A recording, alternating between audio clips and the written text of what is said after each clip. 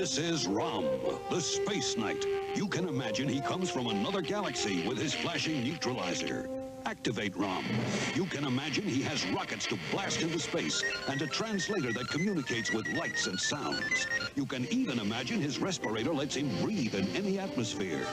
ROM comes with the 3 plug-in accessories shown. 9-volt battery not included. ROM, the Space Knight, an electronic toy new from Parker Brothers.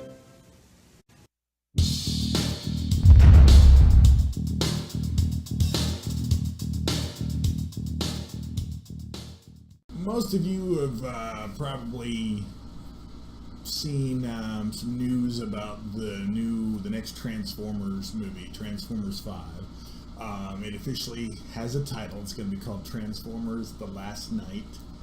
Forbes.com has an article that suggests that this is hinting at something else.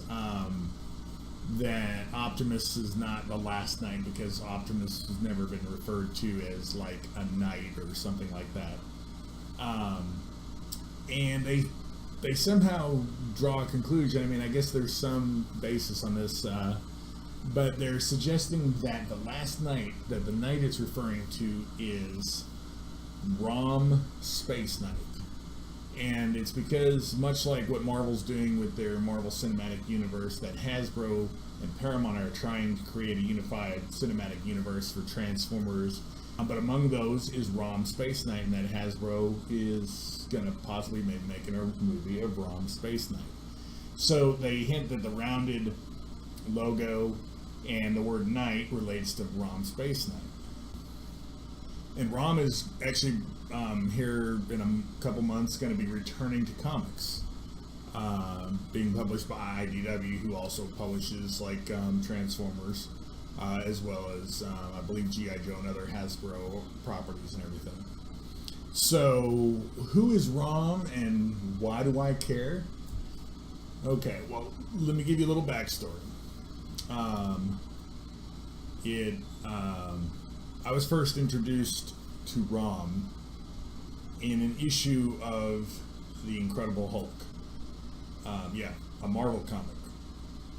And not even in ROM's own comic. Many of you probably know I'm some of you may not, but those who know me know that I'm a big Hulk fan. And I was, collecting Hulk back in the day, and issue number 296 in 1984 had a guest appearance by ROM Space Knight, and that was my introduction to ROM. From that, I started buying ROM comics. I thought the character was cool, interesting, so I started buying his own series and everything like that, and I became a fan. Eventually went back and collected like the whole series. Got the whole collection of it at one point. Now, a little bit of backstory on ROM himself. ROM was originally a toy, an electronic toy, that was released by Parker Brothers in the late 70s.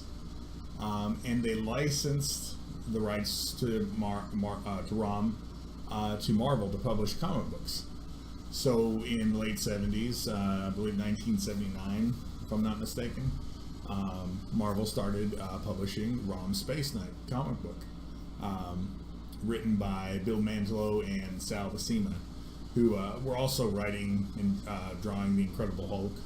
They were actually my favorite creative team. Bill Mantlo and Sal Buscema were my favorite creative team on The Incredible Hulk too. The toy flopped. I mean, it was kind of innovative. It was one of the first electronic toys with lights and things like that, but it failed. It was a bust. The comic, on the other hand, was very successful. So it kept publishing even after the toy canceled. At first, the stories in the comics were self-contained, so it was kind of its own thing. There was a little cameo by Doctor Strange in an early issue, but it was pretty much kind of its own thing, kind of kept apart. But after the toys failed and the comic continued, ROM became part of the Marvel Universe in a huge way.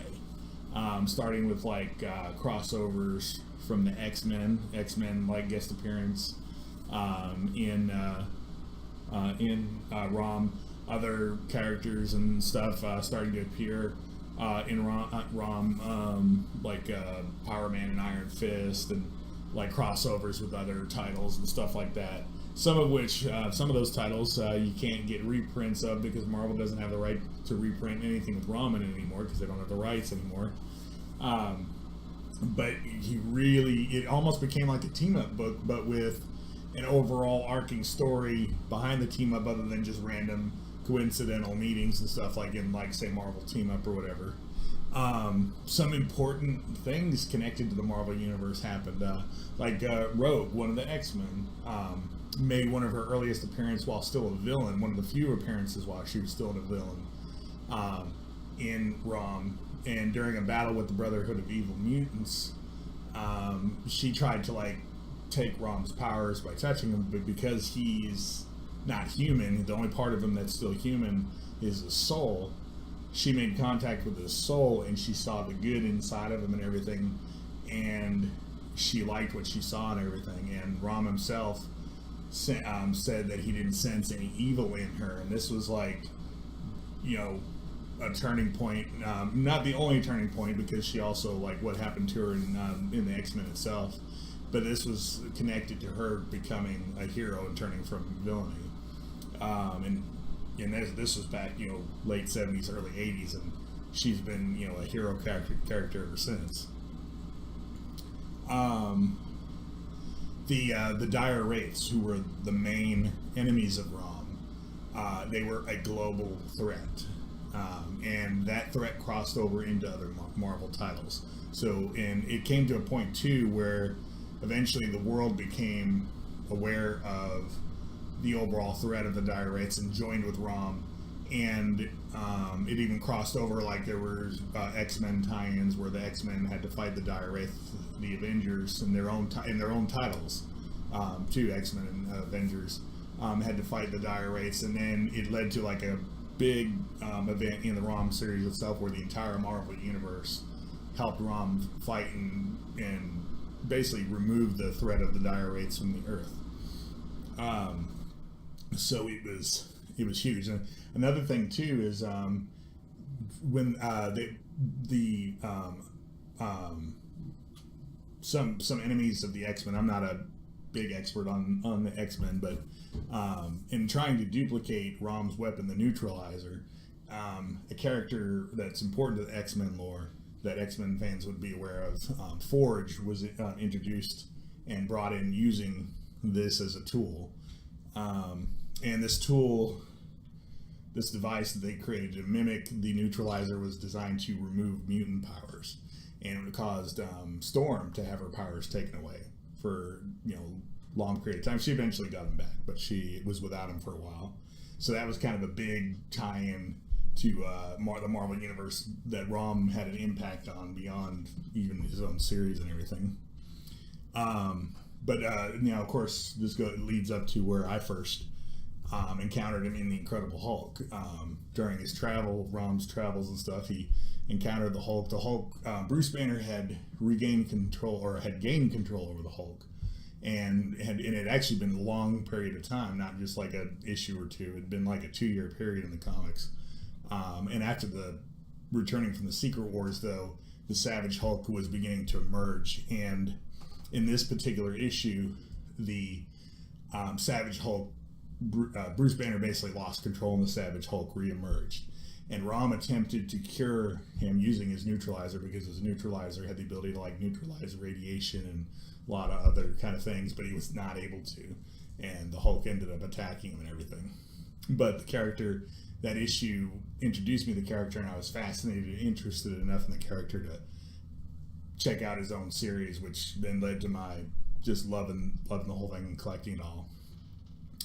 Rick Jones, who was a supporting character of the Hulk sidekick for a long time, also became a supporting character in ROM for a little while before the series ended and everything. In fact, in that series, the ROM series even tied into Secret Wars 2, where Rick Jones even became like a Hulk-like character for a little bit, and trying to save some of his friends. They were actually, and then the Beyonder helped them basically kind of reunite with Rom, who was returning to his home planet of Galador after this long Wraith War, and finally, winning it and everything. And and the series ended up wrapping up, and it told the end of the story. It ended it with Rom regaining his humanity and becoming human again. So when the series ended, they told a finite end to the tale.